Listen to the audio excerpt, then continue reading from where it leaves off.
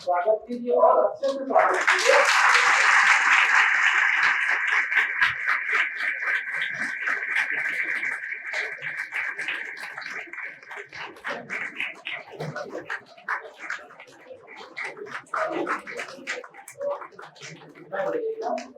और हम लोग बहुत गर्व के साथ आपसे बातें करने के लिए आमंत्रित कर रहे हैं दिव्या वैष्णव मैडम जी को। सर आके दिव्या वैष्णव दिव्या वैष्णव को आमंत्रित कर रहे हैं और हमारे संस्थान की गौरव और पूरे प्रदेश की गौरव। मुख्य परीक्षा की तैयारी बेहद गंभीर और बहुत तकनीक मांगती है। प्रारंभिक परीक्षा में चयन होना एक सामान्य सी बात है लोक सेवा आयोग के लिए, यद्यपि वही आपके लिए चुनौती बनी रहती है, लेकिन उसके बाद मुख्य परीक्षा हर कदम पर आपको नई नई चुनौतियां देंगी, है ना। और आखिर कोई तो ऐसा तरीका होगा कि उस परीक्षा में लोग पास होते हैं। और मैडम ने दिव्या ने 2 बार लगातार, एक बार 10वें रैंक में आई, फिर उसके बाद जब दूसरा इनका अटेम्प्ट था तो इन्होंने पूरे प्रदेश में रिटर्न में नंबर 1 स्थान प्राप्त किया। बताती हैं कि सफलता अनायास नहीं मिलती, सफलता का अपना एक तरीका होता है, पढ़ने का एक तरीका होता है। और हमारे संस्थान के लिए ये बहुत खुशी का क्षण है, गौरव का क्षण है। हमको भी बहुत अच्छा लगता है, पूरे पटेल ट्यूटोरियल को बहुत अच्छा लगता है। हम जितने शिक्षक हैं जिन्होंने दिव्या मैडम को पढ़ाया है, जिन्होंने उसका मार्गदर्शन किया है, हम सभी भी यह महसूस करते हैं कि हमारा मार्गदर्शन एक सही दिशा दे रहा है। और आपको तो बहुत ज्यादा जरूरत है इन चीजों को समझने की, जानने की कि कैसे आप मुख्य परीक्षा की तैयारी को करेंगे, समय का कैसे एक एक पल का आप उपयोग करेंगे। और बहुत सी चुनौतियां आती हैं दिव्या के रास्ते में भी, बहुत सी चुनौतियां, और ऐसी भी कुछ चुनौतियां आती हैं जिनकी आपको अपेक्षा भी नहीं रहती। तो मैं अधिक समय नहीं लूंगा, अपने पूरे अनुभव दिव्या आपके साथ शेयर करेंगी और आपके मन में जो भी प्रश्न होगा आप सीधे पूछ सकते हैं। समझिए, समय दीजिए, प्रेरणा प्राप्त कीजिए, ताकि कल आपको भी यहाँ पर सामने आकर, है ना, अपना नाम और हमारा नाम रोशन करने का अवसर मिले। धन्यवाद। के लोग भी ध्यान से सुनेंगे, आवाज तो वहां तक पहुंच ही रही है, ठीक है, वहां से पूछ सकते। हाँ, और बिलासपुर ब्रांच के स्टूडेंट भी आप जान ही रहे हैं, वहां से भी आप जैसा चाहे प्रश्न कर सकते हैं। आपको विषय से संबंधित जो भी जानकारी चाहिए, खासकर लेखन कौशल पर आज का सेशन केंद्रित रहेगा। और लेखन कौशल में आपको कौशल सिखा कौन रही, जिन्होंने पूरे प्रदेश में रिटर्न में नंबर 1 रैंक प्राप्त किया। आगे दिव्या मैडम आपको संबोधन देंगी, समझाएंगे। धन्यवाद सर। आवाज आ रही है? चलो, आप सभी को मेरा नमस्कार। और ये बहुत अच्छा लग रहा है कि इसी क्लासरूम में मैं पढ़ती थी, लाइन के उस पार थी, आज लाइन के इस पार हूँ। यही सामने की बेंच में भले ये कैमरा रखा गया, यहाँ पे मेरी जगह हुआ करती थी और मैं पढ़ती थी। और उस समय प्री का हो, मेंस का, आपको सीट बैठ जाइए आराम से, अभी तो बहुत लंबी चर्चा चलेगी, ऐसे बोर नहीं होंगे, इतना बोल सकती हूँ मैं, बहुत लंबी चलेगी। पिक्चर देख के बड़ा मजा है ना, सबके सब बैठे होंगे बहुत देर से, उसके बाद भूख भी लग रही होगी। इस पिक्चर में खाने को ऐसा देख लेंगे, कितने लोग इसमें बता सकते हैं कि क्या क्या चीजें होगी? ऑलमोस्ट सभी लोग बता देंगे, ठीक है। क्या यहाँ पे देखिए बहुत ज्यादा सजावटी थाली है क्या, एकदम डिजाइन वाली। वो क्या क्या खाते हैं, छुरी या चम्मच, फोर्क वगैरह, ऐसा कुछ है क्या? कुछ बहुत स्पेशल थाई, चाइनीज या इस टाइप का कुछ खाना है क्या? नहीं है। क्या चीजें हैं यहाँ पे? सिंपल जो हम खाते हैं, चावल दिख रहा है, पराठा है, यहाँ कहीं पे करेला भी है, खीरा है, पापड़ है और कुछ कुछ सब्जियां हैं। आप में से अगर यहाँ पे 100 लोग हैं तो 100 के 100, चलिए ऑलमोस्ट हम 90 भी ले लेते हैं, 90 लोग प्रेडिक्ट कर सकते हैं, देख सकते हैं, इससे कनेक्ट हो सकते हैं कि यहाँ पे ये कटोरी है, उस पे ये चीज है, ठीक है। नेक्स्ट, इससे कुछ समझ में आ रहा है? इसको तो देखते होंगे आप लोग, कोई भी चीज होती है, उटपटांग सा कुछ चीज होता है, उसके बाद ये बताता है कि इसको तो हम ऐसे भी कर सकते हैं, ये भी चीज देखते हैं। इधर का ये भी दिख रहा है, इसमें भी कुछ चीजें दिख रही है कि सेम मटेरियल है, बल्ब है, वायर है, एक ने पूरा उसको पूरा का पूरा एक गुच्छा बना दिया और एक ने उसको सीधा सीधा सिंपल सा सॉल्व करके उसको जला दिया है।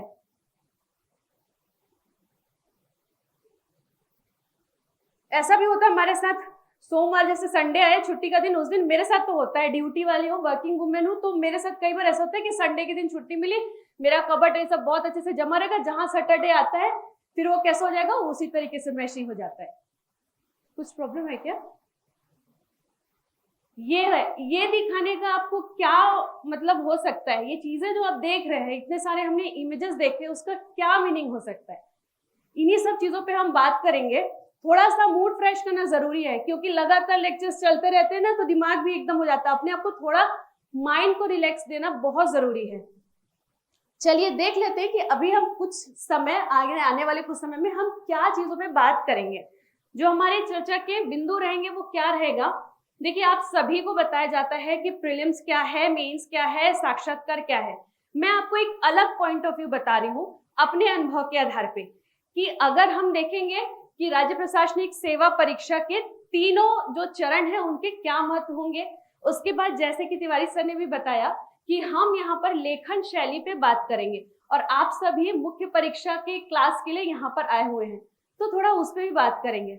हम एग्जाम हॉल जो है वहां पर बैठे रहने, वहां पर लिखते समय की क्या रणनीति, उस समय की क्या तैयारी होती है, और उसके पहले की, इसीलिए मैंने यहाँ पर ये पॉइंट ऐसे लिखा है, मुख्य परीक्षा के लिए क्या तैयारी होगी और मुख्य परीक्षा लिखते समय की क्या तैयारी होगी।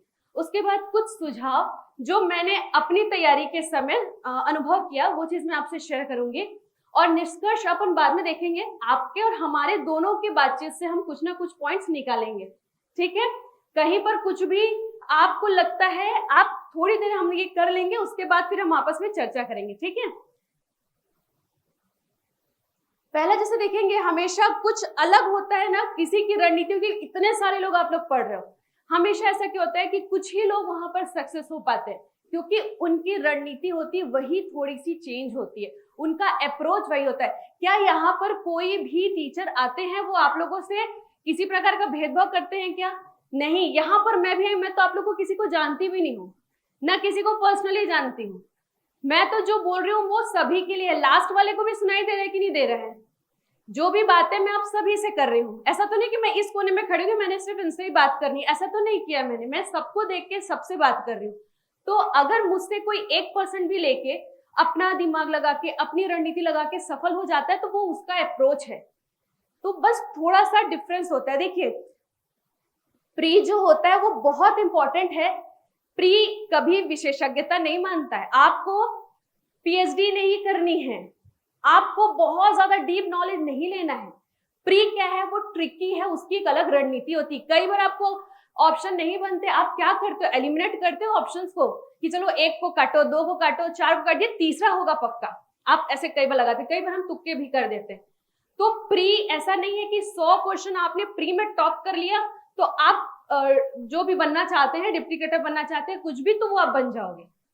प्री केवल आपको एक गेट पास दे रहा है आगे की राह के लिए, तो प्री हमेशा वैसा होता है। अब देखिए, मुख्य परीक्षा जो साक्षात्कार है उसका क्या महत्व होता है।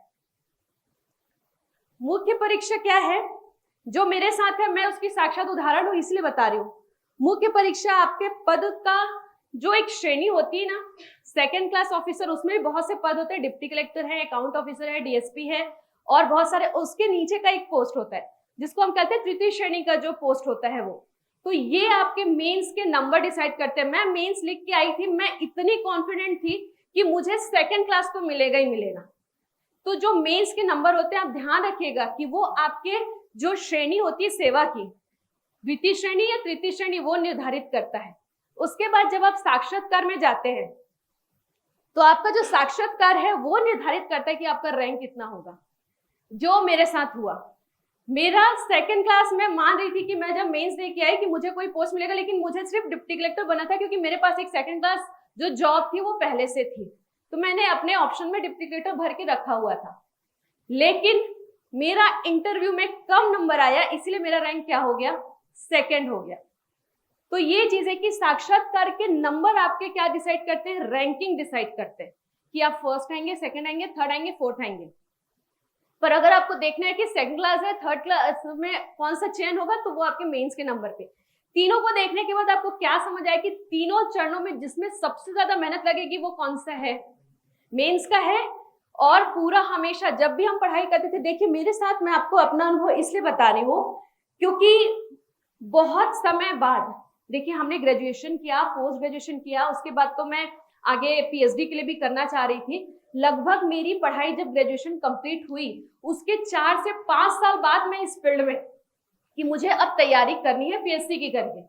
लेकिन वो जो समय का बीच का रहता है ना, वो पॉइंट लॉस नहीं होना चाहिए। आप ग्रेजुएशन के बाद डायरेक्ट कर लीजिए। तो हम जब आए तो हमने कोई बेसिक या कोई बहुत बड़ा कोर्स नहीं किया, क्रैश कोर्स में हमने सीधा सीधा एडमिशन लिया और उसमें हम पढ़ाई चालू कर दिए थे।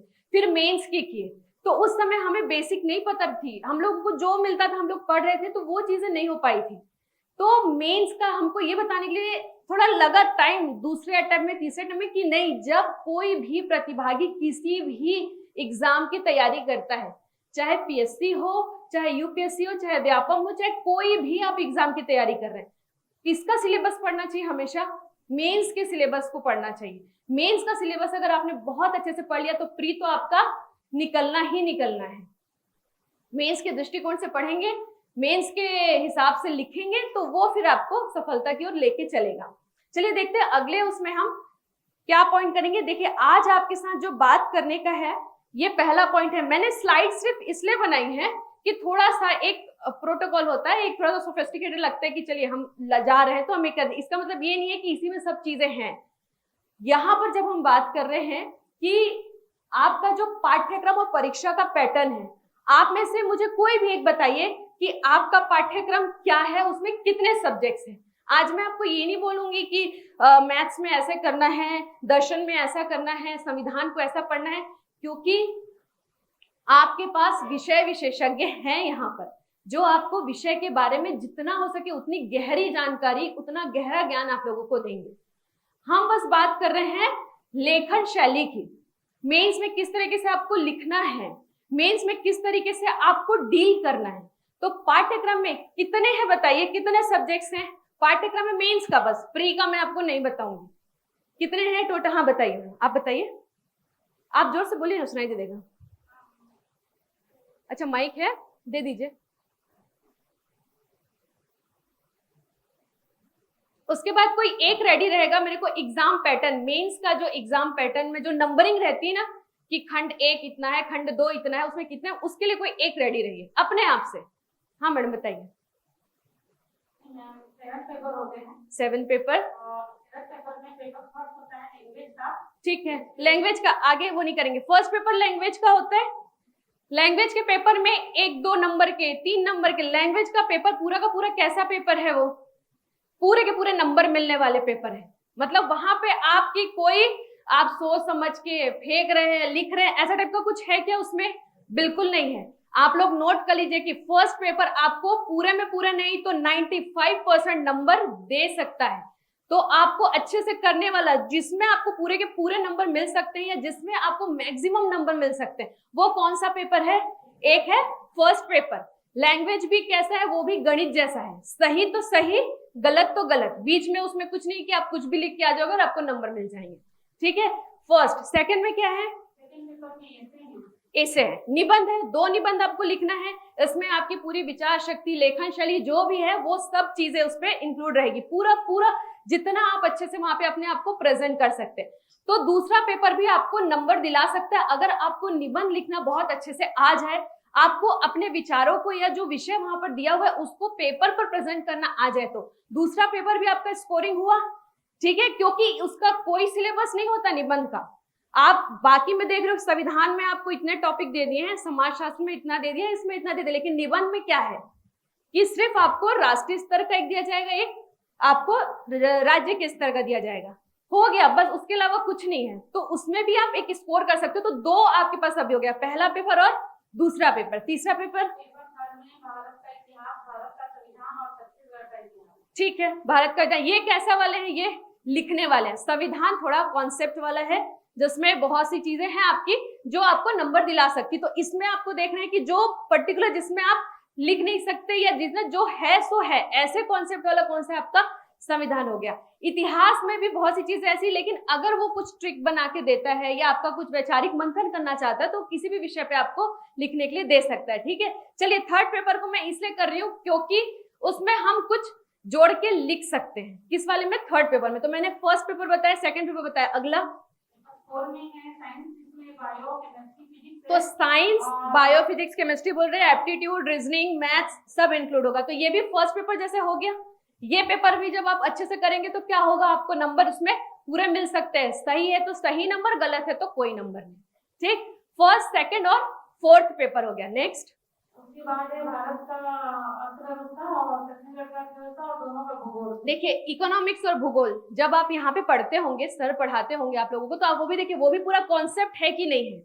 पूरा कॉन्सेप्ट है, डायग्राम है, फ्लो चार्ट है, ड्राफ्टिंग है, सब चीजें। तो आप देखिए कि ये वाला पेपर भी क्या हुआ आपका, फिफ्थ पेपर भी नंबरिंग वाला हुआ। थोड़ा सा कहीं पर नंबरिंग, कहीं पर लिखना, इस तरीके से होगा। कॉन्सेप्ट जहां पर है वहां पर आपकी पूरी पूरी क्या हो जाती है, क्लैरिटी आ जाती है कि ये पेपर मेरे को नंबर दिला सकता है अगर मैं इसके कॉन्सेप्ट को क्लियर कर लूं और नंबरिंग अच्छे ले आऊं तो। नेक्स्ट क्या है फिर?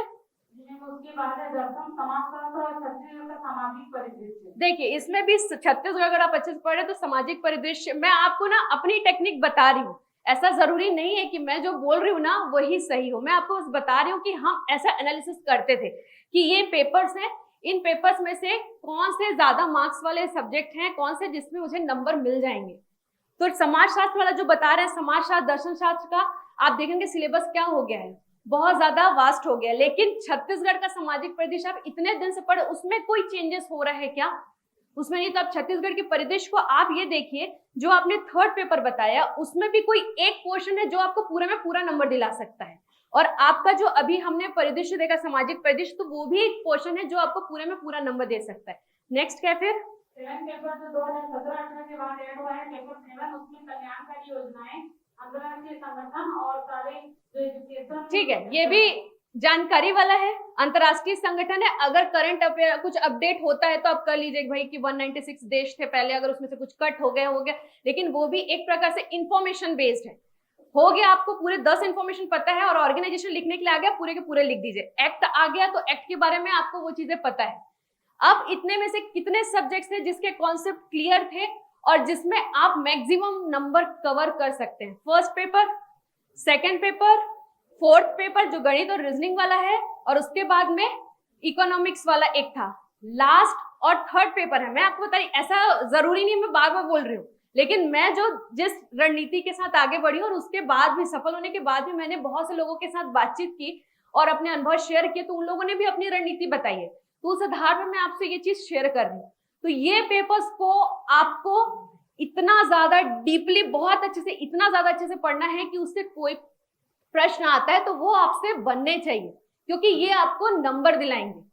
ठीक है, उसके बाद जब हम देखते हैं, जैसे ही हमने सिलेबस देखा, पहला काम हमेशा रहता है कि हम किसी भी चीज का तैयारी करते हैं, या फिर आप अभी देख लो कोई कॉलेज जाता है, कुछ करता है, क्या करता है, सबसे पहले सिलेबस देखेगा, फिर गाइड ढूंढेगा। गाइड मतलब वो आती थी ना इंपॉर्टेंट क्वेश्चन की, किसी चीज की, और पुराने पेपर्स देखेंगे। पुराने पेपर्स को जब हम देखते हैं तो हमको ये पता चल जाता है कि ये टॉपिक इंपॉर्टेंट है। तो आपको एनालिसिस भी वही करना है कि हमको टॉपिक पे भी ध्यान देना है कि कौन सा टॉपिक है। देखिए सिलेबस जब हम ये देखेंगे, परीक्षा पैटर्न को जब देखेंगे तब देखेगा कि उसने कोई भी खंड को या किसी भी सब्जेक्ट को नहीं छोड़ा है, सब के सब इंपॉर्टेंट है। मैं आपको कुछ नहीं बोलूंगी कि ये चीज को मत पढ़िए, मैं आपको यहाँ कंपेयर करना बता रही हूँ। हो सकता है किसी की हिस्ट्री बहुत स्ट्रांग हो, किसी का मैथ्स वीक हो, किसी का मैथ्स बहुत अच्छा स्ट्रांग हो, हिस्ट्री उसको थोड़ा कमजोर लगती हो। तो आपको अपनी स्ट्रेंथ और वीकनेस के साथ खेलना है। अपनी स्ट्रेंथ और वीकनेस को पहचानते हुए उसको क्या करना है, संतुलित करना है। यानी कोई भी टॉपिक आपका कम नहीं है, बस ये है कि अगर आपको लग रहा है कि मैथ्स मेरा स्ट्रांग है तो मैथ्स को इतना बनाओ कि हिस्ट्री के पेपर में अगर मेरा डाउन हो रहा है तो मैथ्स के नंबर से क्या हो जाए, वो इक्वल हो जाए, तभी आप कर पाओगे। आपको केवल वहां पे बैलेंस नंबरिंग करनी है, तब आप मेंस में अच्छा नंबर लेके आओगे। अब आप सोचोगे कि मेरे को हिस्ट्री बनता ही नहीं, मैं छोड़ दूं, ऐसा नहीं। तुलनात्मक रूप से क्या हो जाता है, और जो इंपॉर्टेंट टॉपिक्स होते हैं उसको भी आपको तुलनात्मक रूप से थोड़ा सा ज्यादा पढ़ लीजिए कि हाँ भाई पिछले 5 साल से इस टॉपिक से प्रश्न आ रहे हैं। तो प्रश्न आ रहे हैं मतलब इसको मैं थोड़ा सा ज्यादा देखता हूँ कि कोई मेरे को नींद में भी जगा के पूछे तो मेरे को पूरा का पूरा इसका बनना चाहिए। बाकी को थोड़ा सा आप कम कर, लेकिन छोड़ना किसी भी टॉपिक को नहीं है। जो नहीं भी बनता है ना उसके कम से कम 4-5 पॉइंट्स जो इंपॉर्टेंट होंगे वो लिख लिख के रट लो या देख लो, रोज दिन देखो या कुछ भी करके, लेकिन कोई भी टॉपिक किसी भी सब्जेक्ट का छोड़ना नहीं है अगर आप मेंस की तैयारी कर रहे हो तो, क्योंकि ये कहीं ना कहीं काम आएंगे। भले उस टॉपिक का क्वेश्चन उस सब्जेक्ट में नहीं आएगा, हो सकता है वो जो आप पढ़े हो वो आपको निबंध में काम आ जाए। तो निबंध एक ऐसा प्रारूप है जिसमें आप जितने सब्जेक्ट्स पढ़ोगे वो सब का यूज होगा। धीरे धीरे से वो चीजें भी आपको समझ में आएगी।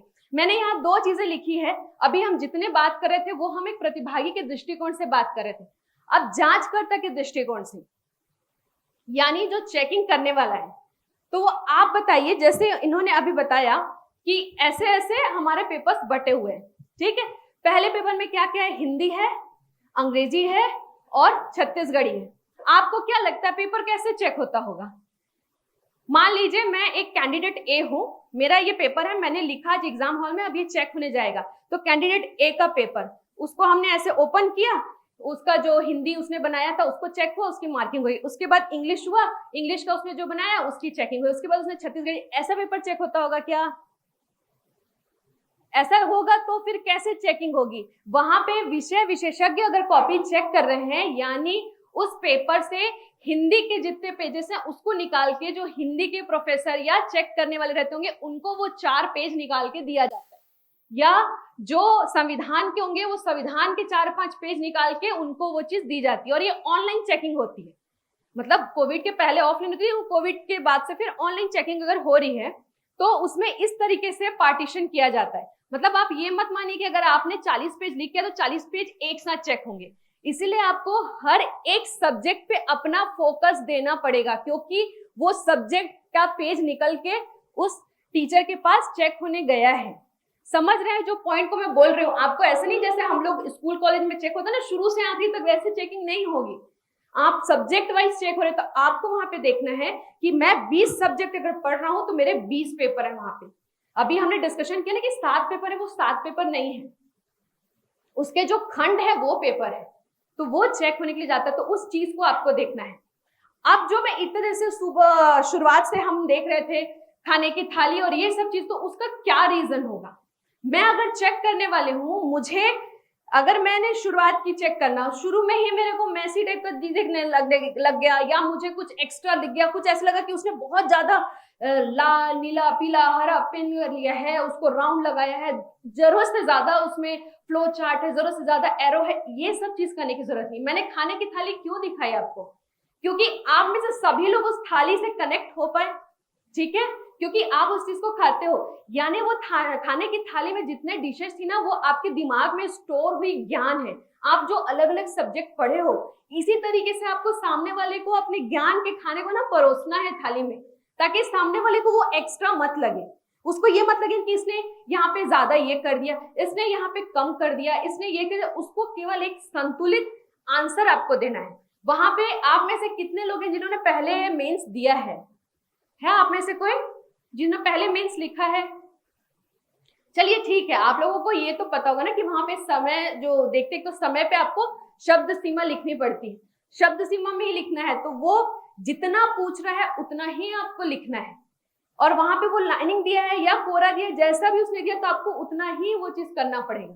एक्स्ट्रा करेंगे, एक्स्ट्रा के उसमें देखिए हमेशा क्या होता है, जो एवरेज लेके चलता है ना उसका नंबर ज्यादा हो जाता है। आपने क्या किया, 3 घंटे के पेपर में लास्ट क्वेश्चन बहुत अच्छा आया, 30 नंबर का क्वेश्चन है, मानिए आपने इतना अच्छे से लिखा, रे भाई मैं तो पूरे टाइम इसको पढ़ी हूँ बहुत अच्छे से, मैंने लिखा 1 घंटा पूरा लगा दिया 30 नंबर के क्वेश्चन में। चलिए चेक करने वाले को आपका आंसर भी बहुत अच्छा लगा, उसने 30 में आपको 28-29 भी दे दिया मान लीजिए, लेकिन वो जो 1 घंटा में आधे घंटे का लॉस, हो सकता है कि कोई दूसरा पर्सन उस 30 नंबर के क्वेश्चन को आधे घंटे में कंप्लीट कर दिए और बाकी को उसने लिखना चालू किया, तो वो भी वो आपसे आगे जाएगा। हमको सभी क्वेश्चंस को अटेम्प्ट करना है, ऐसा नहीं है। और उसकी रणनीति में आपको बताती हूँ कि पहले कौन सा आप अटेम्प्ट कीजिए और क्यों कीजिए, वो चीज भी आपको जानना जरूरी है। देखिए ये हमने देखा अध्ययन का तरीका, और इस पॉइंट्स पे हम अभी चर्चा करेंगे, ठीक है। अध्ययन का तरीका तो विषय का ज्ञान तो मैं आपको ऑलरेडी बोल दी कि मैं यहाँ पे आपको किसी प्रकार के सब्जेक्ट का ज्ञान देने के लिए नहीं हुई हूँ, क्योंकि मेरी उस स्तर का नॉलेज है भी नहीं। यहाँ पे जो गुरुजन लोग आके देते हैं वो आप लोगों के लिए उतना उपयोगी है, और वो बताएंगे भी कि कौन सा टॉपिक इंपॉर्टेंट है, कौन से टॉपिक को कम पढ़ना है, किस डायरेक्शन में कैसे उसको अप्रोच करना है, वो सब चीजें चलती है। करंट अफेयर बहुत इंपॉर्टेंट है, चाहे आप प्री के दृष्टिकोण से देखो, चाहे आप मेंस के दृष्टिकोण से, चाहे आप इंटरव्यू के दृष्टिकोण से देखिए। जब तक आप करंट अफेयर नहीं करेंगे, मैं आपको बताती हूँ, मैं हर आंसर में कोशिश करती थी, देखिए पहला पेपर तो छोड़ दीजिए, वो तो पॉइंट वाला है, उसमें उतना लिखना नहीं, लेकिन निबंध हो गया, इतिहास, संविधान, ये सब चीजों का हर उसमें मैं करंट अफेयर ऐड करती थी। तो कोशिश कीजिए कि करंट अफेयर आप ऐड कीजिए, और कहीं ना कहीं पे करंट अफेयर का एक लाइन भी अगर आपने दे दिया, क्योंकि कोई भी एक त्योहार है, कोई भी एक चीज है, त्योहार का अगर कोई व्यंजन के उसमें कोई चीज आ गई, मान लीजिए आपको बोल दिया कि चावल से बनने वाले छत्तीसगढ़ी पकवानों के बारे में लिखिए, जो भी शब्दश्री में आपने लिख दी।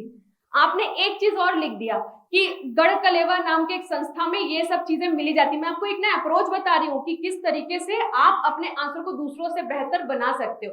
गढ़कलेवा जब तक आप करंट अफेयर में अपडेट नहीं किए हो, या आपको पता नहीं है, या किसी प्रकार से कुछ भी आपको, ये जैसे अभी मिलेट कैफे चल रहा है, उस चीज को आप ऐड कर रहे हो, इस तरीके से आपको करंट अफेयर को हर एक आंसर में, चाहे वो 2 नंबर का रहे, चाहे वो 10 नंबर का रहे, चाहे 15 नंबर का रहे, आपको करंट अफेयर को जितना हो सके, जितना पॉसिबिलिटी, आपको ऐसा नहीं है कि आपने सुना कि हम पूरा करंट अफेयर ही लिखेंगे, तो वैसा नहीं, जितना पॉसिबल, क्योंकि देखिए हम जितना भी, मैं आपको एक बात बता रही हूँ, यहाँ पे जितने भी चर्चा कर रहे हैं ना, जितना भी आप सुन रहे हो, मेरे अलावा और भी बहुत सारे लोग आपसे आके चर्चा कर सकते हैं, जैसा भी है, ऑन द स्पॉट वो 3 घंटा आपका है, वो 3 घंटे में आप क्या करते हो उसी समय पता चलता है। अभी तो आप एक माइंड को तैयार कर रहे हो, अभी आप माइंड को एक प्रेरणा दे रहे हो कि हाँ भाई चलो मैडम आए हैं, सर आए हैं, ये बताए हैं, वो बताए हैं, ये सब चीज है, लेकिन उस 3 घंटे के पहले आपका माइंड सेट क्या था, और जब आप वहां पे बैठे, पढ़ा पढ़ाया भूलता है कई बार बहुत पुराने 5वीं 6वीं में कभी आप कुछ पढ़े होगे, वो चीज याद आती है, उस चीज को आप लिख के आ जाते हो।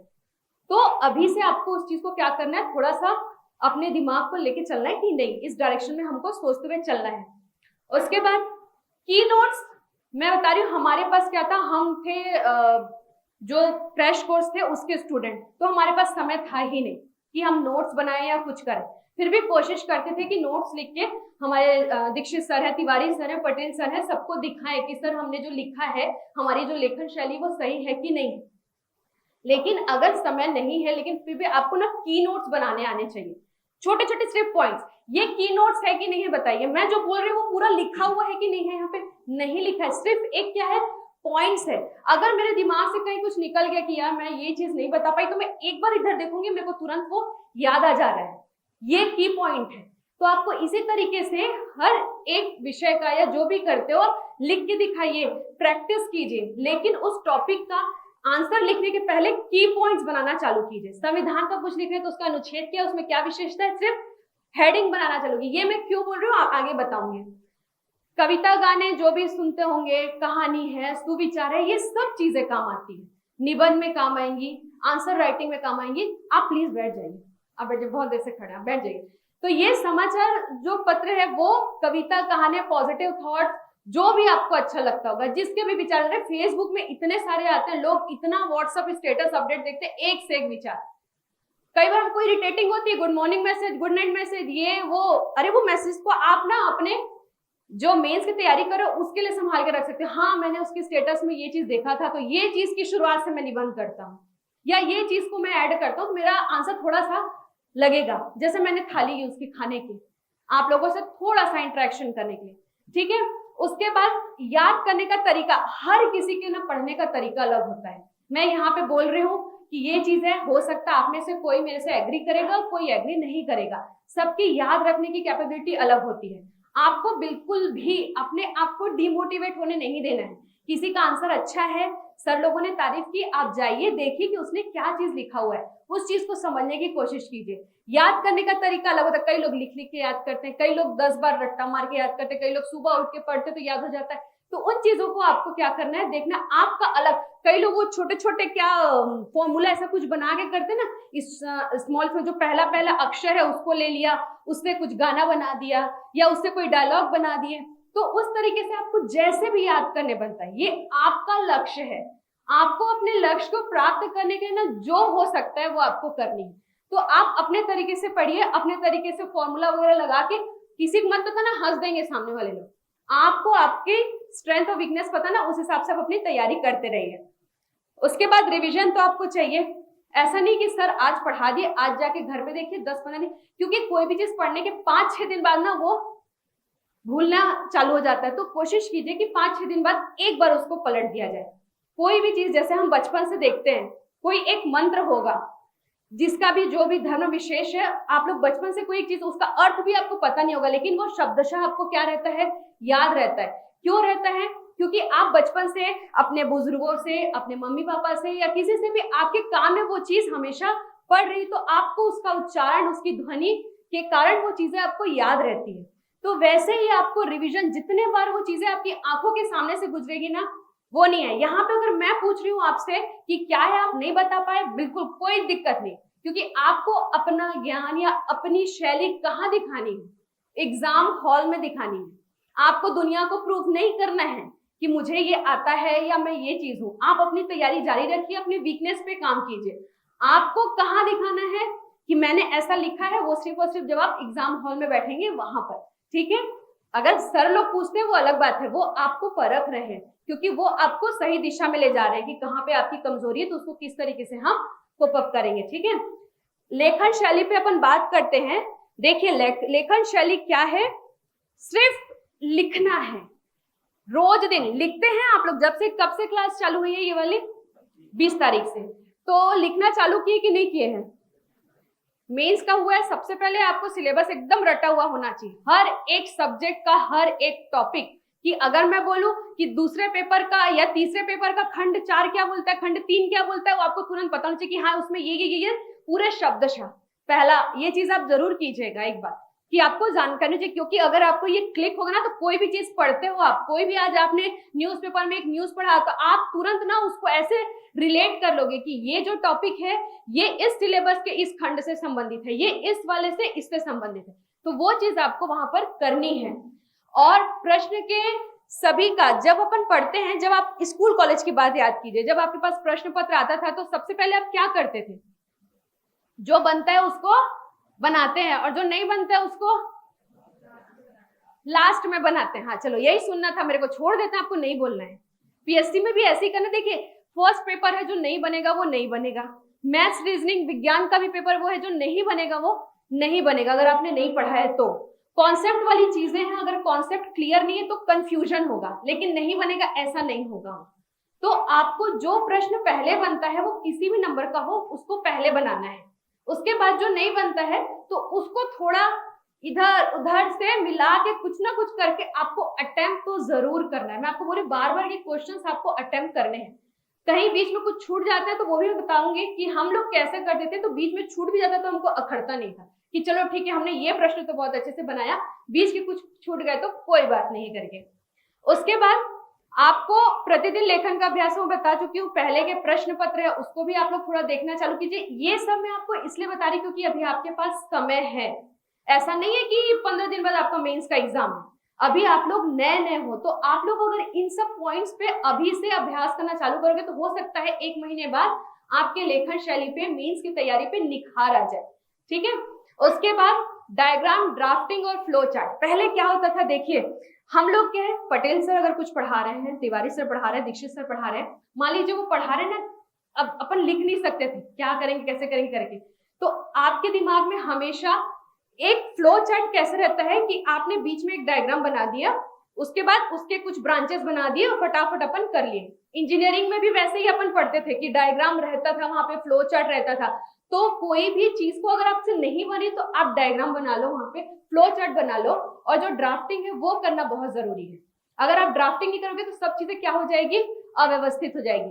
क्योंकि अगर किसी ने वो खाने की थाली सजाई होगी तो उसको पता है कि इतना बड़ा थाली है तो उसमें 5 कटोरियां आएंगी, उसको मैं ऐसे सजा दूंगी, यहाँ पर चावल रख दूंगी, इतने स्पेस में खीरा आ जाएगा, इतने स्पेस में ये हो जाएगा। उसने ड्राफ्टिंग की, उसने उस एरिया का सही उपयोग किया, तब वो उतने अच्छे से प्रेजेंटेशन दे पाया। तो वही चीज आप लोगों को भी करनी है, ड्राफ्टिंग करना बहुत जरूरी है कोई भी टॉपिक का। तो ड्राफ्ट बनाने के लिए सिर्फ आपको ब्लॉक्स ही बनाने हैं और कुछ नहीं, कि इसके कितने कितने आयाम हो सकते हैं, बस उस आयाम के आपको अभ्यास करना है। यहाँ पर कोई भी टॉपिक आप सुनते हैं किसी भी सर से, कोशिश कीजिए कि उसकी ड्राफ्टिंग बनाए, क्योंकि ड्राफ्टिंग अगर बन जाएगी, मान लीजिए एक एग्जांपल मैं आपको दे रही हूँ, आप ही लोगों से हट के, आपके घर में पिकनिक का प्लान होता है। चलिए आप में से कोई एक मुझे बता दीजिए कि अगर आपके उसमें कौन कौन बताएगा, आप लोगों में से बताइए कि पिकनिक का जिम्मा आता है कि चलो भाई हम लोग इस सैटरडे, आप बताओगे इस सैटरडे चलो हम सभी पूरा प्लानिंग करते हैं कि अपन पिकनिक जाते हैं और पूरी तैयारी का जिम्मा, कौन बता रहा है? कोई नहीं बताएगा अभी, आपका हो गया टर्न अभी। देखिए झिझकने की जरूरत नहीं है, अगर हो गया तो आप सबसे पहले क्या सोचो कि उसका पूरा आपको ड्राफ्टिंग करने आना चाहिए। आपको अगर कोई प्रश्न बोल दिया कि ये चीज करनी है, उसकी ड्राफ्टिंग करने आपको आना चाहिए कि भाई पिकनिक है, कितने लोग जाएंगे, कैसे जाएंगे, कहाँ जाएंगे, क्या होगा, ये होगा, पूरा आप एक ड्राफ्टिंग कर लीजिए।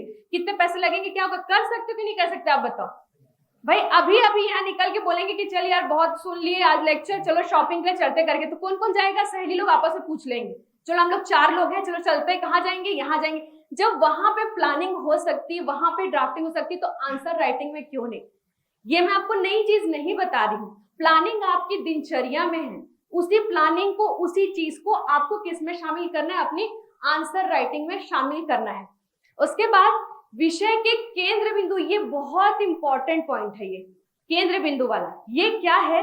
हर एक टॉपिक की ना, जैसे अपन बोलते हैं ना कि हमारे शरीर की आत्मा है, वैसे हर एक टॉपिक का एक मूल रहता है, एक आत्मा रहती है कि अगर मैं चेक करने वाली हूँ, मैंने वो प्रश्न बनाया है मान लीजिए, तो मैं ये एक्सपेक्ट करती हूँ कि जो प्रतिभागी सीजीपीएससी की तैयारी कर रहा है, वो इस प्रश्न का उत्तर में ये बिंदु तो वो क्या करेगा? शामिल करेगा ही करेगा।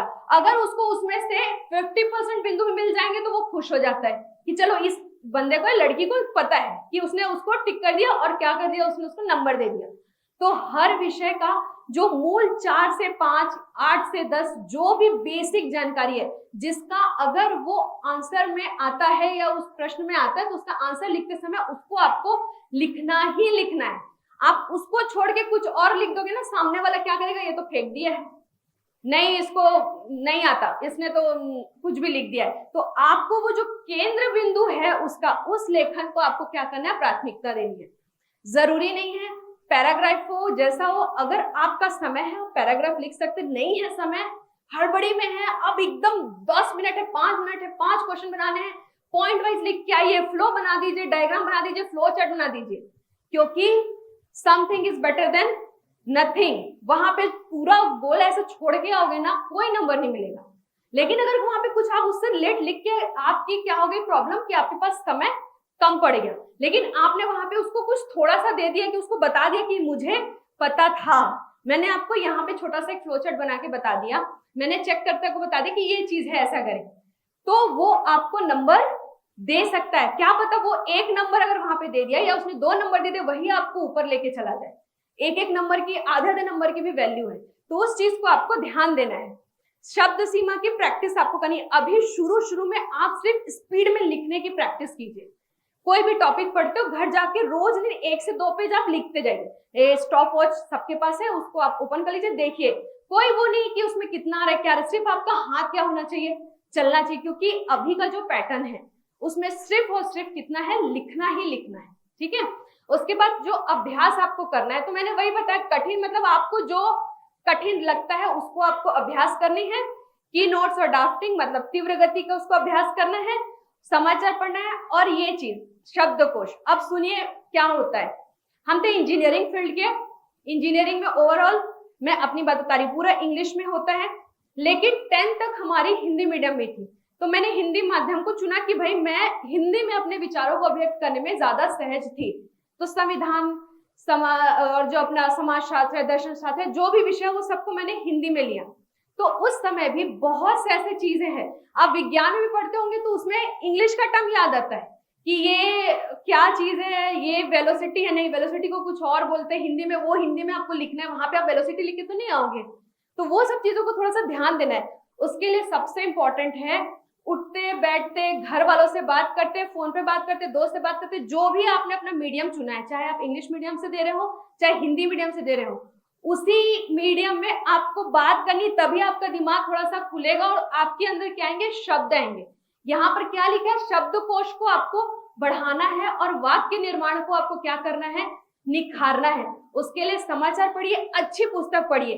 थोड़ा रफ पुस्तक पढ़ेंगे ना, उसमें ये जाता है, खाता है, पीता है, इस टाइप का दिखेगा, व्याकरण अशुद्धियां भी रहेंगी, इसीलिए अच्छी बुक्स को पढ़ना बहुत जरूरी है। लोग क्यों बोलते हैं कि आप तैयारी करें तो आपको स्टैंडर्ड बुक से पढ़नी चाहिए, एक तो उसकी जानकारी प्रमाणित होती है और दूसरा जो अच्छी पुस्तक रहती है ना, उसमें सेंटेंस आप देखिएगा बहुत अच्छे से लिखा होता है, उनका जो वाक्य बनाना है, शब्दों को जोड़ने का जो तरीका होता है वो बहुत अच्छा होता है। तो आपको समझ में आएगा कि हाँ, यहाँ पर हमको सेंटेंस फॉर्मेशन देख, यहाँ पे अपने को वर्ड देखना है, तो शब्दकोश आपको बढ़ाना है, चाहे आप इंग्लिश मीडियम वाले हो, चाहे आपकी हिंदी बहुत अच्छी हो, चाहे आपकी अंग्रेजी बहुत अच्छी हो, लेकिन आपको अपने माध्यम में, अपने लैंग्वेज पे ध्यान देना बहुत जरूरी है। अब कोई भी आपको ऐसा नहीं रहेगा, मतलब आपको नींद में भी कोई पूछे कि छत्तीसगढ़ का ये बताओ करके, तो आप नींद में भी बहुत अच्छे से उसी शुद्ध हिंदी में या शुद्ध इंग्लिश में आप बहुत अच्छे से वहां पर प्रेजेंट हो, तभी आपका दिमाग वहां पे फटफट चलेगा। ठीक है, उसके बाद व्याकरण शुद्धि पर भी आपको ध्यान देना है। अब मुख्य परीक्षा लिखते समय अब आप मेरे को बताइए कि पैटर्न क्या है एग्जाम का। अब कौन बताएगा, इन्होंने बता दिया उसका, बस थोड़ा सा ही बचा है, ज्यादा आप लोगों का समय ऐसे नहीं लूंगी।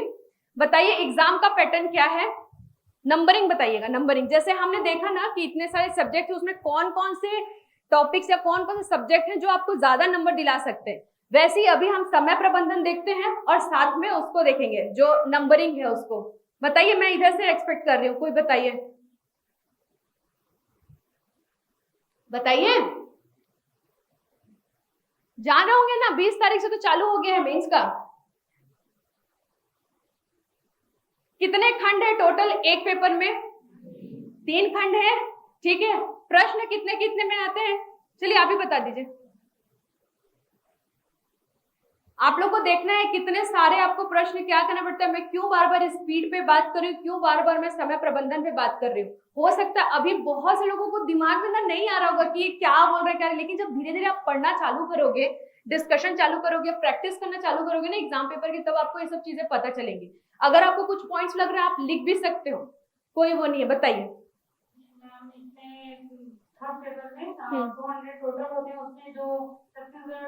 नहीं पैटर्न बस चाहिए। जैसे 2 नंबर के कितने क्वेश्चन होते हैं, 44। आप मार्क्स बता रहे हो 22। ठीक है, कोई एक नोट कीजिए, मुझे बताइएगा, सामने में से कोई भी एक नोट कीजिए। 22 कोई भी एक नोट करो ना भाई, आप लोग ऐसे देखिए मत, ये इनिशिएट करना चालू कीजिए। अगर आप डिप्टी कलेक्टर बनना चाहते हो, डीएसपी बनना चाहते हो, तो अभी से सोचो कि मैं डिप्टी कलेक्टर हूँ, मैं डीएसपी हूँ, या मैं जो बनना चाहता हूँ वो हूँ, तो मुझे आगे जाके बात करनी पड़ेगी, मुझे आगे पहल करना पड़ेगा। अपनी पर्सनालिटी में लेके आओगे ना फटाक, फिर जल्दी से बनोगे। उस तरीके से आपको सोचना बहुत जरूरी है। बताइए, तो 22 क्वेश्चन है, 2 मार्क्स के, टोटल कितने मार्क्स हो गए, 44। ठीक है, फिर नेक्स्ट कितने हैं, नहीं उसके बाद का पैटर्न बताइए। 4 मार्क्स के कितने क्वेश्चन है, कितने, 13। चलिए 13 क्वेश्चन, 22 और 13 है आपके पास में भी। ठीक है, नेक्स्ट। उसके बाद 8 क्वेश्चन होते हैं, 8 मार्क्स के, 8 × 8 64। नेक्स्ट। उसके बाद होते हैं 100 मार्क्स के 2 क्वेश्चन 10 मार्क्स के। ठीक है, 20 मार्क्स हो गए कि एक होता है, एक क्वेश्चन होगा 10 मार्क्स का, और 2 क्वेश्चन कितने मार्क्स के, 125 के, और लास्ट 175। नहीं वो आप शब्द सीमा बता रहे हो, आप जो बता रहे हो ना वो शब्दों की सीमा बता रहे हो। अभी मैंने 15-15 के 2 नंबर, 15-15 के 2 क्वेश्चन बताइए। ठीक है, आप देखिए क्या होता है, आप जब एग्जाम हॉल में गए, आपने पूरा पढ़ाई किया, पूरा पढ़ के गए हो, आपका दिमाग फ्रेश है कि नहीं फ्रेश है। देखिए जब मैं क्लास में आई, मैं आपको बता रही हूँ, मैं सामने बैठे, मुझे हर एक का फेस दिख रहा है, किसी के फेस में थोड़ी थकान भी है, कोई उसी एनर्जी के साथ देख रहा है, किसी को वॉशरूम में जाना होगा, किसी को भूख भी लग रही होगी, किसी को बोरियत भी लग रही होगी, वो सब दिखता है यहाँ खड़े होने से, उसमें कोई इशू नहीं है, ये एक प्रैक्टिकल बात है, एक सामान्य सी चीज है। लेकिन जब मैं एंटर की थी, सबके अंदर एक प्रकार का उत्साह था ना, वो धीरे धीरे समय के साथ साथ वो क्या होता जाता है, डाउन होता जाता है। तो आपके पास ग्रैप्स करने की या कोई चीज को सोचने की या मुझसे अच्छे से समझने की या कोई भी चीज की क्षमता कब थी, जब हम स्टार्टिंग में थे क्लास के। अभी हम एंड की तरफ जा रहे हैं। यही चीज आपके साथ एग्जाम हॉल में होती है।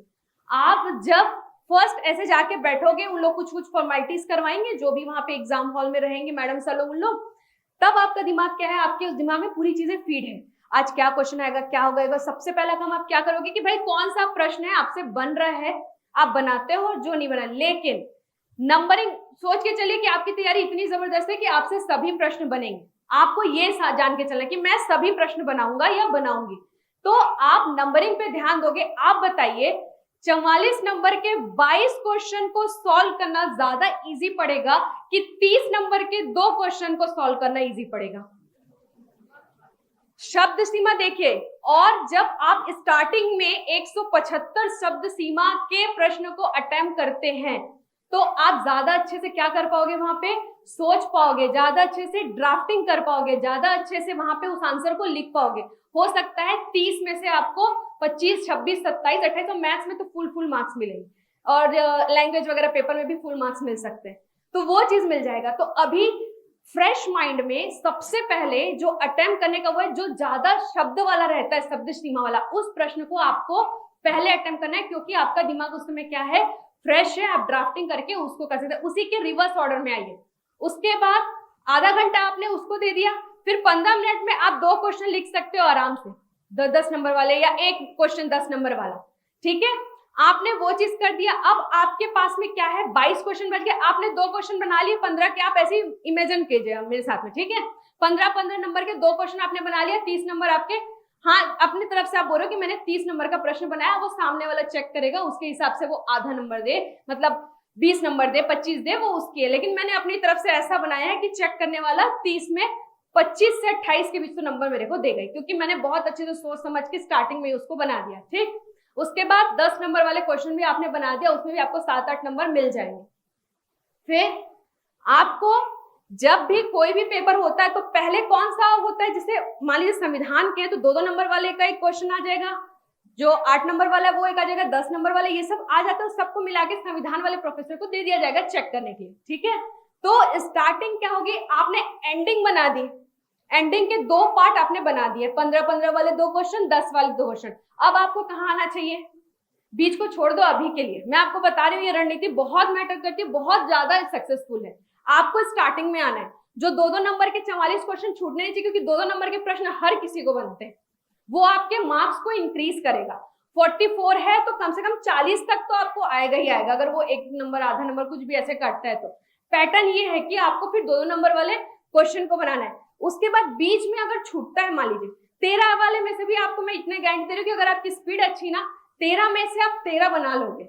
अगर आप 10 भी बना लिए तो भी है।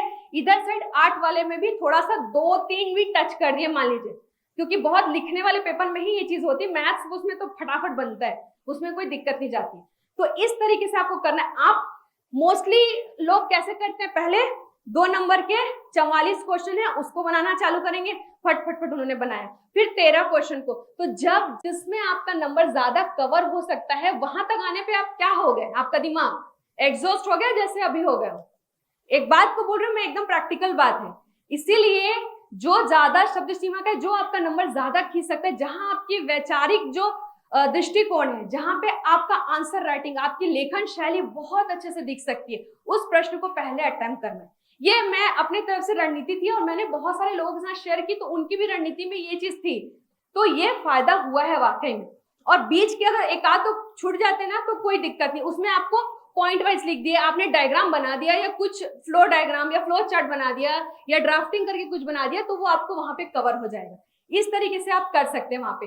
तो यही है कि प्रश्नों को समझना है, उसका आपको विश्लेषण करना है। ये मेरा यही पॉइंट था जब अपन सिलेबस को, अभी सॉरी, प्रश्न पत्र को हमने क्या किया है, विश्लेषण किया, अभी आप लोगों से हमने चर्चा की। उसके बाद उत्तर का प्राथमिक निर्धारण भी समझ में आ गया कि किसको आपको पहले करना चाहिए, किसको ये मैं करना चाहिए बोल रही हूँ। अगर आपकी स्पीड बहुत अच्छी है, आपको कॉन्फिडेंस है अपने ऊपर, तो मेरी रणनीति आपके लिए नहीं है, आप अपनी रणनीति से कीजिए। मेन क्या है हमारा, हमको मेंस निकालना है, बस यही है, ठीक है। ऐसा जरूरी नहीं कि मेरी रणनीति आपके लिए भी उतना ही कारगर हो, लेकिन एक बेस है, एक जनरल आइडिया है कि ऐसा करके मैंने नंबर लाया तो मैं आपसे वो चीज शेयर कर रही हूँ। ठीक, समय प्रबंधन बहुत जरूरी है क्योंकि लिखना बहुत ज्यादा और सिर्फ 3 घंटे है। कुछ पेपर्स में फट से बन जाते हैं क्वेश्चंस, लेकिन कुछ में आपको लिखना ही पड़ेगा। वो जो संविधान वाला पेपर है, वो जो लास्ट वाला पेपर है, इकोनॉमिक्स भूगोल वाले में भी जहां पे डायग्राम है ना, तो डायग्राम छोटा सा बना दीजिएगा। जगह नहीं है तो भी कुछ छोटा सा, ऐसा एकदम ऐसा नहीं कि एकदम सुंदर सा बनाना है, ऐसा बनाइए कि सामने वाले को समझ में आ जाए। और राइटिंग भी ऐसा नहीं कि बहुत सुंदर हो, लेकिन साफ सुथरी होनी चाहिए। मैं बार बार आपको इसीलिए खाने की थाली की तरफ लेके चलती हूँ कि वो एक्स्ट्रा नहीं थी। वो जैसा रिप्रेजेंटेशन है सामान्य सिंपल जितना आप कर सकते हो, बस आपको जो पूछा जा रहा है उसको आपको वहां पे बताना है। ठीक है, मानसिक संतुलन तो बहुत जरूरी है। कई बार हाय मेरे से ये तो नहीं बन रहा है, नहीं बन रहा है, थोड़ा देर आप शांत रहोगे ना, आपसे सब चीजें बनने लग जाएगी। उसके बाद इससे अटैच करोगे, उसको संविधान से अटैच करोगे, उससे इससे सबसे जोड़ जोड़ के जब आप पढ़ाई करोगे, उसको ध्यान दोगे ना, सब चीजें आपसे बनेगी। ठीक है, उसके बाद ये सुझाव है आपके लिए जो मैंने आपसे वैसे भी शेयर कर दी है कि आसान प्रश्न है तो आप बिल्कुल जो भी उसका मेन, उसका जो मूल जानकारी है, वो केंद्र जो उसका केंद्रीय बिंदु है उसको लिखना जरूरी है। समय सीमा की आप ध्यान रखिएगा, संतुलित जानकारी देना है, ज्यादा सजावट की जरूरत नहीं है। 2 पेन रखने से भी कई लोग का टाइम मैनेजमेंट बिगड़ता है। भाई एक बार हेडिंग डालेंगे, एक बार अंडरलाइन करेंगे, एक बार ऐसा नहीं। आप एक ही पेन से लिखिए। हाईलाइट करने के लिए 2-3 चीजें जो आप कर सकते हैं, जो मैंने किया था, जो हेडिंग डाल रहे हो उसको आप थोड़ा सा बड़ा लिख दीजिए, कोलन करके डैश कर दीजिए, उसके नीचे 2 बार ऐसे लाइन कर दीजिए, वो ऐसे ही हाईलाइट हो जाता है। उसको हाईलाइट करने के लिए सुंदर, यहाँ पे कोई क्या बोलते हैं उसको, वर्ड वाली या कोई ऐसा कंपटीशन नहीं चल रहा है। आपको फटाफट क्या करना है, आंसर्स लिखने हैं बस, और साथ में आपको फ्लो चार्ट है वो सब चीजें करनी है। और कठिन प्रश्न है उसका तो आप जान ही रहे हो उसको किस तरीके से करना है। हमारे उसमें एक ऐसी थी कॉलेज में, जब अपन पूछते थे अपने सीनियर से कि कैसे लिखना है, तो क्या बोलते थे वो कि अगर कोई चीज प्रश्न नहीं मिले ना, तो एक एग्जांपल बता रहे ना कि ये वो है, मतलब आपको ऐसा सीरियस नहीं लेना है।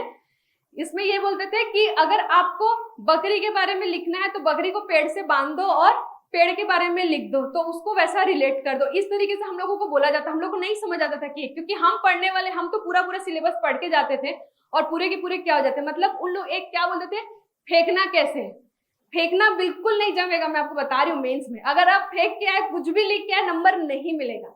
लेकिन कुछ रिलेट कर गया आपको, उस सब जो शब्द वहां पे लिखा है उससे रिलेट कर गया, उसको आप रिलेट करके अपने विचार लिख के आ जाओ, आपको नंबर मिल जाएगा। लेकिन फेंकने से तो बिल्कुल भी नहीं मिलेगा। तो इस चीज से थोड़ा सा दूर रहिएगा। फ्लो चार्ट ड्राफ्टिंग हर जगह आप कर सकते हो, वो चीज बहुत वो है। निष्कर्ष, हमने इतना सारा सब चीज किया तो क्या क्या चीजें मिला कि आपको अपने सब्जेक्ट को पूरा पढ़ना है, कोई चीज को आपको टॉपिक को छोड़ना नहीं है। आप भले अपने उसको स्ट्रॉन्ग बना सकते हो, जो आपका कोर सब्जेक्ट होगा, जो आपका स्ट्रॉन्ग सब्जेक्ट, लेकिन उसको छोड़ना बिल्कुल भी नहीं है। यहाँ पे पूरी चीजें मैं बात कर चुकी हूँ, उसको रिपीट नहीं करूंगी। यही तो हमारा निष्कर्ष हुआ था, जो भी बात हम कर रहे थे। कुछ ना कुछ पॉइंट्स तो आपको लगे कि हाँ ये हो सकता है करें, ठीक है। अब आप लोग अगर कुछ पूछना चाहते कुछ, क्योंकि ये मेरी एक बात थी, जो पॉइंट्स में देखिए मैंने आपको एकदम डीपली किसी सब्जेक्ट के बारे में नहीं बताया। मैं सिर्फ और सिर्फ हम कैसे मेंस के रिटर्न के लिए तैयारी किए थे कि मेरी लेखन शैली सुधरे, मेरे जो लेखन शैली की रणनीति उसमें निखार आए, तो मैं क्या क्या बिंदुओं पर ध्यान दूंगी, मेरे नंबर अच्छे आए तो कौन से सब्जेक्ट को पहले पकड़ूंगी, कौन से सब्जेक्ट में मेरा कमजोर होगा, क्या होगा, उसी पर मैंने बात की। ओवरऑल आप लोग सभी चीजें देखिए, मैंने आपको कोई भी एक्स्ट्रा या बहुत डीपली जाके कुछ भी चीजें नहीं बताई है। अब आप लोगों को कुछ ऐसा पूछना है तो पूछ सकते हैं। शुरू में है, मेरे को पता है अभी कुछ नहीं आएगा दिमाग में, ये चीज भी जानती हूँ क्योंकि मैं उस जगह पर रह चुकी हूँ आप सबके लिए। किसी ने नोट की होगी, किसी ने कुछ पॉइंट्स अपने दिमाग में बैठा ली होगी, जो भी है वो प्रैक्टिस करेंगे सब चीज, क्योंकि आप लोग सब अभी नए हो। लेकिन जब आप अभी पढ़ना चालू करोगे ना, धीरे धीरे देखिएगा कहीं ना कहीं मेरी कोई एक आध बात तो आपके दिमाग में क्लिक करेगी कि ये चीज उन्होंने, मैडम ने बोली थी तो ये था, ये चीज को अपने को करना है करके। इसीलिए ये क्लास को हम यही चाह रहे थे कि स्टार्टिंग में ये क्लास हो जाए, ताकि जो अभ्यास करना है मिनिमम इतना तो आप कर ही लीजिए। मैं इतना आप लोगों से बोल सकती हूँ कि अगर मैंने निकाला है मेंस में, अगर मेरा नंबर ज्यादा आया है, तो मैं दावे के साथ ही बोल सकती हूँ कि मिनिमम इतनी चीजें तो आप कर लीजिए। बाकी आपके दिमाग, आपकी वैचारिक शक्ति, आपकी अलग रणनीति, आपकी इच्छा शक्ति, सब चीज आप पे डिपेंड करता है। आप जैसा सोचोगे वैसा बनोगे। किसने कहा है ये? जोर से बोलो ना भाई, उनका नाम लेने में भी क्या दिक्कत है? यही सामने में तो आश्रम भी है, थोड़ा आगे जाके स्वामी विवेकानंद जी ने कहा है। तो वही चीज है, आपको सोचना है कि आप जो चाहते हो वो क्या है, सामने में और मैं हूं। क्योंकि मैं बता रही हूँ, फर्स्ट टाइम में मेरा 11th रैंक आया, 11th रैंक में डिप्टी कलेक्टर वेटिंग था। मैं बहुत निराश थी अपने उससे। मेरे घर में बोले एटलीस्ट तू सेलेक्ट तो हो गई, लेकिन मेरे को क्या था कि मैं डिप्टी कलेक्टर नहीं बन पाई करके मैं निराश थी। फिर मैंने सेकंड अटेम्प्ट दिया। सेकंड अटेम्प्ट में मेरा और कॉन्फिडेंस था कि भाई मैं तो पहली बार में 11th रैंक आ गई, पहली बार में मैंने निकाल लिया। दूसरे अटेम्प्ट में 21वां रैंक। क्या हुआ? धड़ से गिर गई नीचे। फिर मेरे को समझ में आया कि मेरी गलती क्या थी। मैंने अपनी वीकनेस को ध्यान दिया, अपनी स्ट्रेंथ को फिर इंक्रीज किया, उस वीकनेस पे कोप अप किया। उसके बाद फिर थर्ड अटेम्प्ट में मुझे ये था, मैंने एक चीज होता है रिटर्न पे ही मेरे ना जो एक्सपेरिमेंट हुए हैं, जो मैंने अपनी ताकत लगाई वो मैंने रिटर्न पे लगाई। और रिजल्ट आप लोग के सामने कि सेकंड रैंक आया लेकिन रिटर्न में फर्स्ट आया। तो उन्हीं रणनीति, उन्हीं अनुभव के आधार पे मैं आपसे ये सब चीजें शेयर कर रही हूँ। तो ध्यान हमेशा रखिएगा। जब मैं तैयारी करी ना थर्ड अटेम्प्ट की, तो उस समय मैं अकाउंट ऑफिसर थी, हमारी ट्रेनिंग होती थी अलग अलग विभागों में। उस समय मैंने अपने आप को ये मान लिया था कि मैं डिप्टी कलेक्टर हूँ। क्या हो गया? मैं अकाउंट ऑफिसर हूँ लेकिन मैं डिप्टी कलेक्टर हूँ। एक डिप्टी कलेक्टर क्या सोचेगा, कैसे उठेगा, कैसे बैठेगा, कैसे कपड़े पहनेगा, कैसे उसका अप्रोच होगा, कोई पर्सन को देख के रोड पे वो क्या सोचेगा, ये पूरा मैंने जीवन जिया है। उस समय की बात मैं बता रही हूँ। क्योंकि बस एक फॉर्मेलिटी हो जाती है कि आपको पीएचडी क्रैक करके वो चीज को लेना है, लेकिन अगर आप दिमाग में जैसा सोचते हो ना वो वैसा बनते हो, वो एकदम सार्थक लाइन है। तो आपको वो चीज सोचना है। जब मैं ये सोची ना कि डिप्टी कलेक्टर है, ये आंसर को डिप्टी कलेक्टर कैसे लिखेगा कि सामने वाला उसमें पूरे के पूरे नंबर दे, तब आपको आ जाएगा आंसर लिखना। मेरी ये कहीं बात भी सब शून्य हो जाएगी, ये भी बता रहे हूं मैं। उस समय का उस समय होगा, लेकिन ये बेसिक चीजें हैं। आप लोगों को ना, हम लोगों को उस समय भी ऐसी मार्गदर्शन मिला है, इसीलिए हम आप लोगों के लिए लेके आए कि आप लोगों को एक दिशा दे सके कि इस डायरेक्शन में आप सोच के देखिए, इस डायरेक्शन में चल के देखिए, मिनिमम इतना कर लीजिए, उसके बाद बाकी आपका है। क्योंकि आपको पता है कि सफलता एक दिन में नहीं मिलती, लेकिन एक दिन जरूर मिलती है। तो यही लाइन के साथ मैं अपने इस पीपीटी और इस प्रेजेंटेशन को खत्म करूंगी। लेकिन आप लोगों की तरफ से जो पूछना है आप लोगों को, आप लोग पूछ सकते हैं किसी प्रकार से कुछ। हाँ बताइए। बिलासपुर ब्रांच से भी अगर कोई पूछना चाहेगा तो पूछ सकते हैं।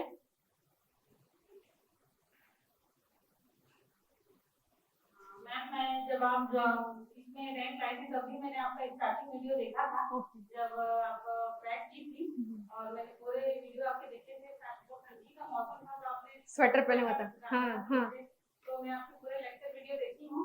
तो मुझे ये 2-3 क्वेश्चन थे, शायद वो 7 बच्चों के भी प्रॉब्लम होंगे, हो सकता है। हाँ जी बताइए।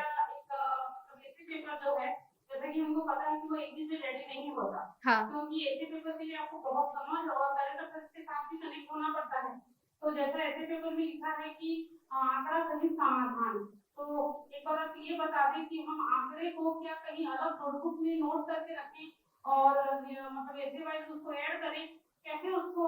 देखिए, ऐसे के लिए हमेशा आप जो भी टॉपिक करते हैं ना, मैंने ड्राफ्टिंग की बात की, ऐसे के लिए भी पूरा एक लेक्चर चाहिए, तभी वो अच्छे से हो पाएगा। लेकिन ऐसे में आप जो भी टॉपिक लेते हैं ना, उस टॉपिक को आप लिख लीजिए, उसका सामाजिक, संवैधानिक, राजनीतिक जो भी उसका परिप्रेक्ष्य है वो आपने लिख लिया, उसके आंकड़े को उसी पेज पर लिखिए। आप अलग से नोट मत कीजिए। आप लोग एक नोटबुक बना लीजिए कि ये मेरे निबंध की नोटबुक है, और एक सेल्फ बना लीजिए कि निबंध के जितने भी पुस्तक हैं, जितने भी जो भी चीजें हैं, पेपर है, कागज, जो भी चीजें, वो इसी जगह पे रहेंगे। और आपने यहाँ पे लिखा है कि चलिए मैंने महिला सुरक्षा पे एक निबंध लिख रही हूँ, तो महिला सुरक्षा संबंधी जितने आंकड़े हैं वहीं पर ही आपको लिखते जाना है, ताकि एक बार जब आप खोलें तो आपको पूरे आंकड़े वहीं देखिए, आपको अलग से और कोई कॉपी खोलने की जरूरत ना पड़े। पेपर जैसे मैं अभी स्टार्ट तो नहीं किया है, लेकिन मैं कोरोना पेंडेमिक के टाइम ऐसे पेपर जो हार्ड होते थे उसकी प्रैक्टिस करती थी। तो मैं क्या करती थी कि जो ऐसे के टॉपिक्स हैं उसको लिख करके, यानी उसको एनालाइज करती थी अपनी प्रैक्टिस पे। तो उसको मैं स्टार्ट करती थी लिखना और कोशिश करती थी उसी कॉपी पे कि 760 में आ जाए करके, लेकिन कभी ज्यादा चले जाता था। नहीं, वो कोई दिक्कत नहीं, आपको लिखना है बस। आपके उसमें ड्राफ्टिंग का ही बस होना बहुत जरूरी है। ऐसे के लिए ना ड्राफ्टिंग बहुत जरूरी है कि आपको एक स्ट्रक्चर बनाना जरूरी है। वो जो सेंटेंस दिया रहता है ना, उस सेंटेंस को ब्रेक कर करके आपको करना पड़ता है। वो एक सेंटेंस देता है, उसके शब्दों को ब्रेक कीजिए, उसको प्रस्तावना में ढालिए, फिर उसका बेसिक स्ट्रक्चर और उपसंहार, कहानी, गाने, कविता, वो सब चीजों का ना एक अलग मतलब एक रहेगा। कोशिश करते हैं कि अगर निबंध के ऊपर एक आध कोई क्लास हो जाएगी तो फिर देख लेंगे। क्योंकि मैं ऐसा बोल रही हूँ जैसे कुछ दिखाना है आंकड़ा तो 14-15 के आप पुराने आंकड़े भी दिखा सकते हैं निबंध में, और लगभग कोई भी आंकड़ों पे आप ये कोशिश कीजिए कि उसमें लगभग, अधिकतम, मैक्सिमम ये शब्द आप यूज कर दीजिए। आप ये दावा मत कीजिए कि ये इतना ही परसेंट था, इस रिपोर्ट के अनुसार ये इतना, लगभग इतना पाया गया, तो वो 1-2% ऊपर नीचे भी हो जाता ना तो वो उतना चल जाता। निबंध के लिए बोल रही हूँ, लेकिन वही 2 नंबर के क्वेश्चन के लिए तो वो एग्जैक्ट फिगर ही मांगेगा, क्योंकि उसको उसमें 2 नंबर देने हैं, इसीलिए वो चीजों को आपको ध्यान रखना है। और मैम जैसे कि मैं एग्जाम का प्रीलिम्स दी हूँ अभी, तो मेरा सीसेट शायद नहीं निकलेगा और जनरल स्टडी ठीक है, तो आप बता देंगे थोड़ा, जैसे मेंस की क्लासेस स्टार्ट हो गए और कुछ बच्चे फिर 24 प्रीलिम्स के लिए प्रिपेयर करेंगे, तो क्या मेंस की टाइम मतलब हम लोग को क्वेश्चन उस टॉपिक से सॉल्व करने चाहिए या पूरा साल भर आपने ऐसा किया जो गेप था मेंस प्रीलिम्स में? देखिए, हम लोगों के उसमें क्रैश कोर्स जब मैं की थी तो उस समय हमारा केवल दर्शन शास्त्र, समाज शास्त्र और ये वाला जो सब्जेक्ट था वो बस हमने नहीं पढ़ा था, बाकी हमने छत्तीसगढ़ पूरा अच्छे से पढ़ा था, संविधान भी अच्छे से पढ़ा था, मैथ्स और रीजनिंग भी हमने की थी। बस प्रीलिम्स में मेंस और रीजनिंग कैसे बनता है, ट्रिक से बनता है, शॉर्ट ट्रिक्स होती हैं कि इसको ऐसा किए कि ये आंसर आ गया, लेकिन उसको थोड़ा सा बड़े रूप में या उसको विस्तृत रूप में लिखना रहता है, वो मेंस में। तो हमारा तो प्री में ही बहुत सारी तैयारी हो गई थी, प्री वाले बैच में जो एक्स्ट्रा थे ना, लोक प्रशासन, समाज शास्त्र, दर्शन शास्त्र, वो हमने फिर मेंस की क्लास में किया। मेंस की क्लास में हमने लिखने की प्रैक्टिस की कि उसको कैसे प्रेजेंट करना है, हमको सब चीज के शॉर्ट ट्रिक्स पता थे उसमें, और वो चीज हमने फिर उसको बड़े रूप में लिखना, विस्तृत रूप में लिखने का, वो हमने फिर मेंस में प्रैक्टिस किया था। लास्ट क्वेश्चन है मैम, जैसे मेंस में हमको पता है कि एक दिन में 2 पेपर होते हैं, हाँ, और लगातार वो 4 दिन चलती हैं, तो आप बताएं कि वो जो मतलब वो जो लगातार 4 दिन है उसमें क्या नोट्स रेडी करें और कैसे? मैं की नोट्स बोली ना, की नोट्स मैंने ये चीज जैसे यहाँ पर इसमें बनाया है, ये की नोट्स है ना, ये और कहाँ गया ऊपर वाला, ये की नोट्स है, यही आपके मेंस में आपको की नोट्स के पेपर ही मैं बता रही हूँ कि मैं सिर्फ की नोट्स के 3 से 4 पेपर जो रहते थे वही लेके जाती थी। आप कितना बुक, आपने अगर 10 बुक पढ़ा है, 10 बुक थोड़ी ना उठा के लेके जाओगे एग्जाम हॉल में। की नोट्स आपको बनाना बहुत जरूरी है, की नोट्स आप बनाओगे उसी पेपर को लेके जाइए, आपको सब चीजें याद रहेंगी। क्या आप वो जो पेपर के गेट है जैसे नाइट और दोपहर का जो टाइम है उसमें हमें रिवाइज करना चाहिए कि नहीं? वो आपके ऊपर डिपेंड करता है। देखिए, सबकी, मैं बोली ना, सबकी स्ट्रैटेजी अलग होती है, सबका मानसिक जो स्टेटस है वो अलग होता है। पहला पेपर बिगड़ गया तो ऐसी मायूसी रहती, लेकिन सेकंड पेपर तो है अभी, थोड़ा सा उसको देख ले। कई लोग क्या होते हैं कि खाना ना खाए, थोड़ा सा सो गए, फ्रेश हो गए और दूसरा पेपर दे के आते हैं। हमने बहुत सारे लोगों को देखा, वो टोटली आपके ऊपर डिपेंड करता है कि आप किस तरीके से उसको डील करते हो। वो लगता है मैम कि वो स्ट्रेस होगा और तो उस टाइम को कैसे काटे ही। मानसिक संतुलन बहुत जरूरी है, वो चीज के लिए बहुत जरूरी है। Thank you ma'am. ठीक, और किसी को कुछ पूछना है? ठीक है, चलिए। और उधर बिलासपुर तरफ से किसी को कुछ पूछना होगा? सब नए नए लोग हैं अभी। धीरे से आप लोग स्टडी करते रहिए, अभ्यास करते रहिए। आप सभी लोगों को शुभकामनाएं, प्री का रिजल्ट आए और सबके सब अच्छे से निकले। अगर नहीं भी निकले तो मेंस जारी रखिएगा, क्योंकि इस बार के मेंस को अच्छे से करेंगे, अगले बार का प्री आपका अच्छे से होगा। मेंस को जितना अच्छे से आप पढ़ सकते हो उतना पढ़िए, क्योंकि उसी के बेसिस पे आपका प्री भी निकलता है। ठीक है, आप सभी लोगों को भविष्य के लिए बहुत बहुत शुभकामनाएं। अगर और कभी ऐसे हुई तो हम लोगों से फिर से मुलाकात होगी। चलिए, ठीक है, थैंक यू।